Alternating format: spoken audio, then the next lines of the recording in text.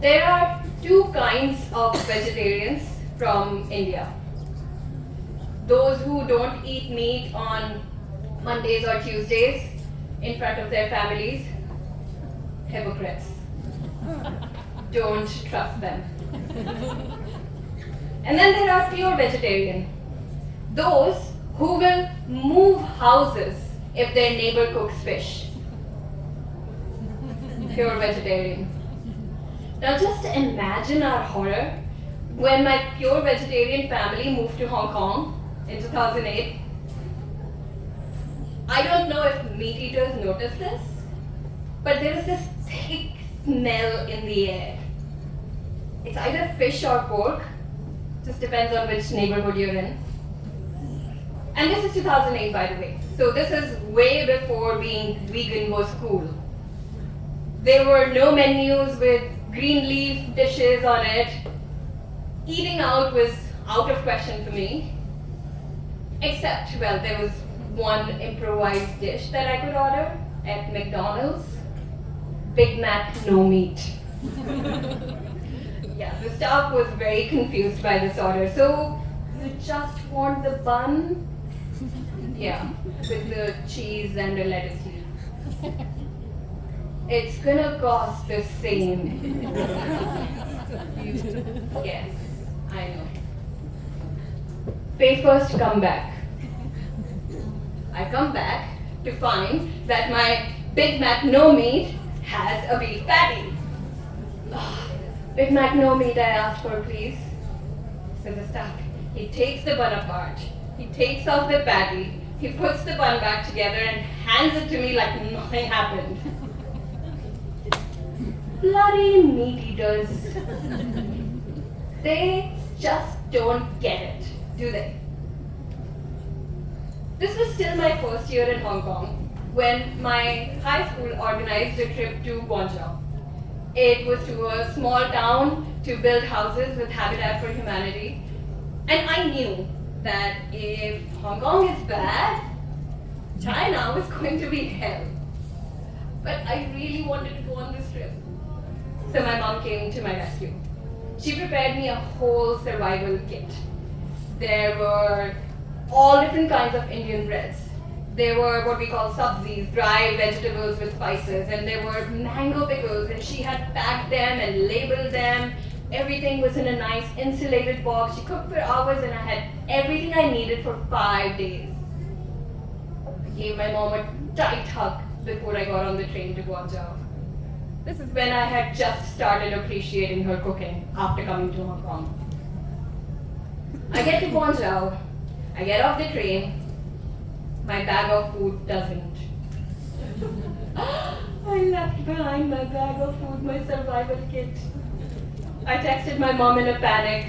Mama, what do I do now? She said, don't worry, just tell your teacher, they're gonna take care of you, okay? So I did. I told Miss P.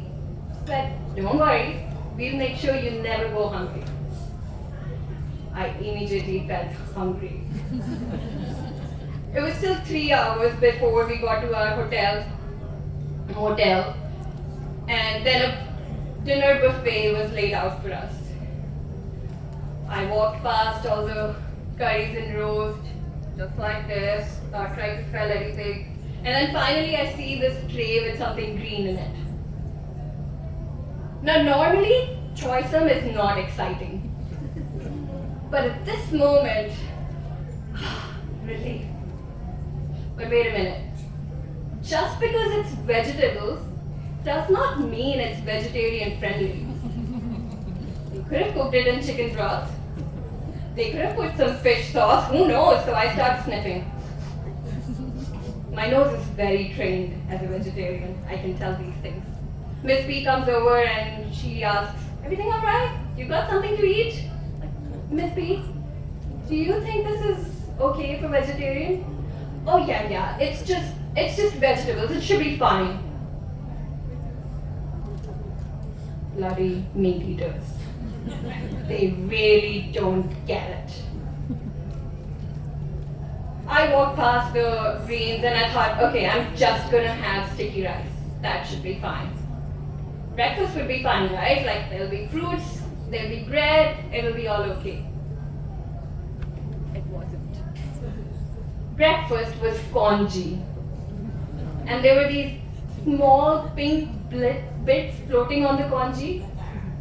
I didn't want to ask anyone. I did not want to investigate. I did not want to sniff. So I just decided I am not going to eat. I was hungry. I was hungry and our days were tough.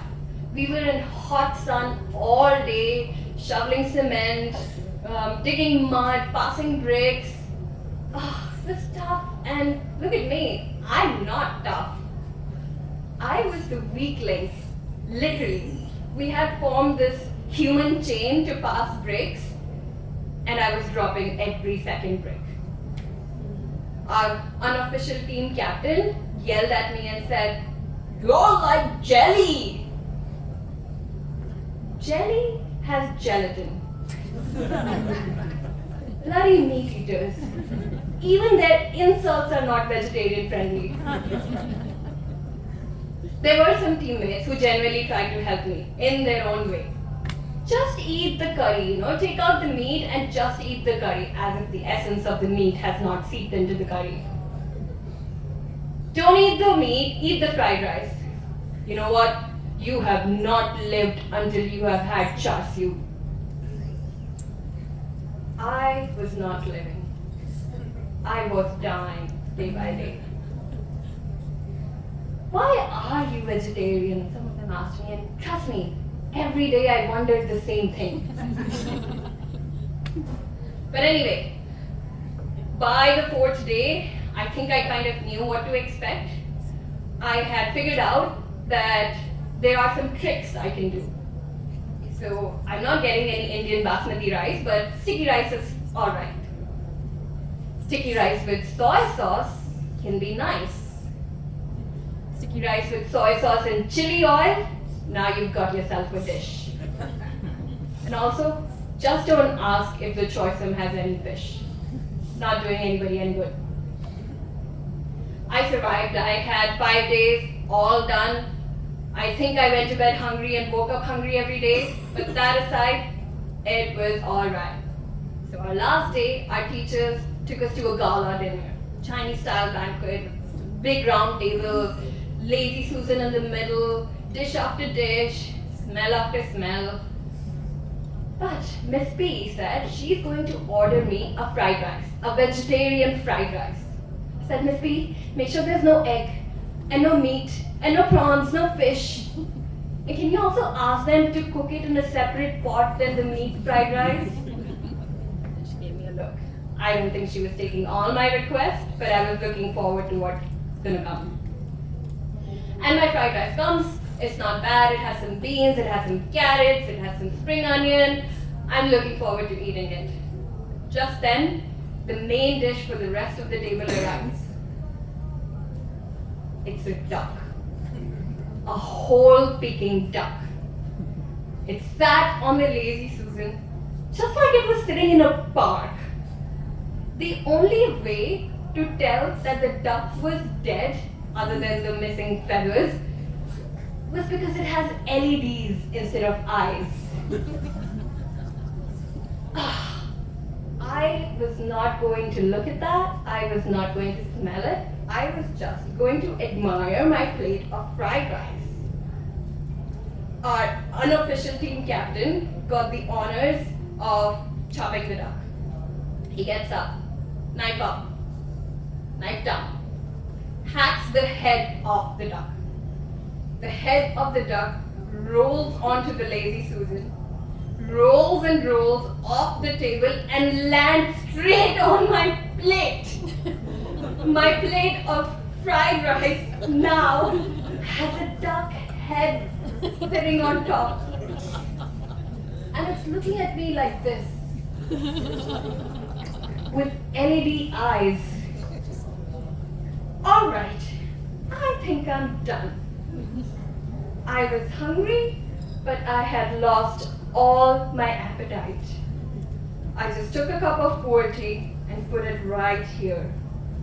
I was not going to see or smell anything but my pu'er tea. After the trip, our teachers organized an award ceremony for us. And I joined Team Spirit and all. I knew I was not going to get any awards. I was a nuisance. I was a weak link. I was not going to get anything.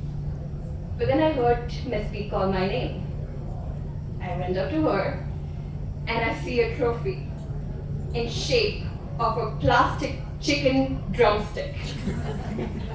Under it was a plaque that read, "Best Vegetarian Effort in China." "Well done," she said. "Well done," I agreed. There are two kinds of vegetarians from India. I am the wrong kind.